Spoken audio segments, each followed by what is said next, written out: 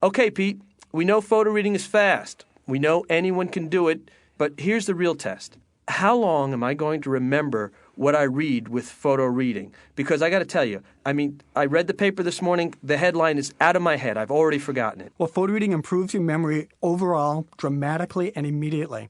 And once you tap the power of your brain for photo reading, you're going to remember dates, figures, facts, everything much more easily. Even technical data.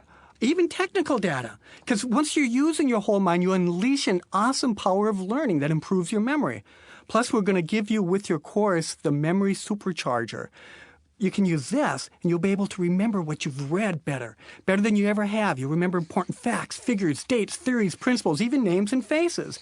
And the magnificence of photo reading is that the information you photo read gets absorbed directly into your long-term memory so that you can use it for years to come. As I was doing my research for the show, and I do research for my show, Pete, I do my homework. I talked with a gentleman named Dr. Brian McKinney, who works for a large American university. Now, I taped our conversation, and I want you and the listeners just to hear what happened to his memory after using the photo reading system. Dr. McKinney, how has the photo reading system affected your ability to remember things in general? I began, after I had done the program, to be able to access a lot of things from my memory, not only things that I had photo read, but things that had happened to me or that I had come across in some other way. I have the ability now to recall things which is much greater than I used to have before. Conversations I've had in the past or just other things I've experienced in the past. You might be interested in how I discovered this. Sure, go ahead. I was about to attend a meeting one Monday morning in which we were supposed to evaluate about 35 grant proposals. And we were supposed to have read them the week before, but someone had taken them before I got them and took them out of town.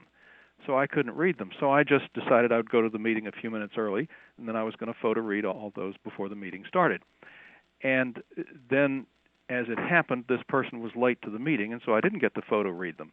But I was in the state already, and so as people began talking about these grant proposals, because I had not, even though I had not read the specific ones before, I had read a lot of grant proposals, and so I had a very good sense of how they were working.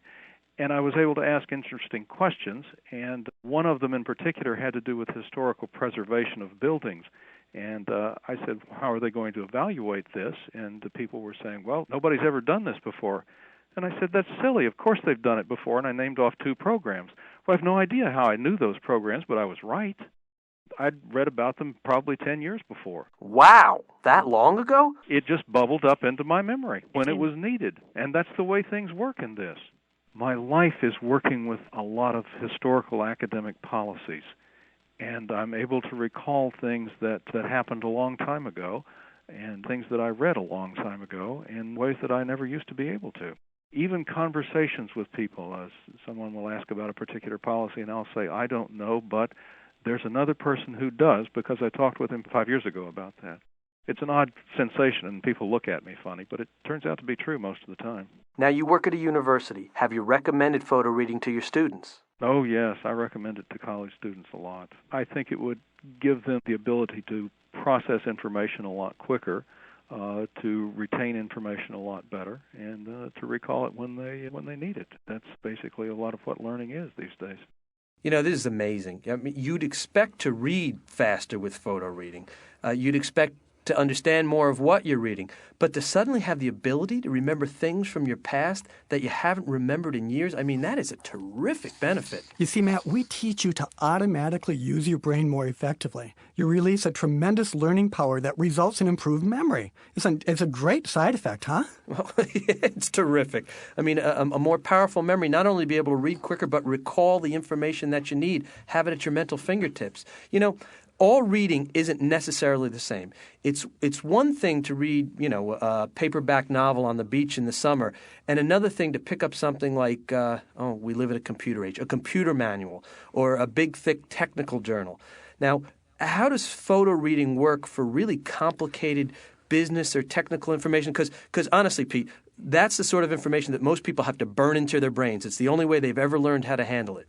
Well, first about pleasure reading. A delightful lady, Alice Preeves, wrote us, and she says that she's rediscovered the joy of reading, that reading is now like going to the movies. So photo reading does enhance pleasure reading, but boy, does it do a number in technical reading.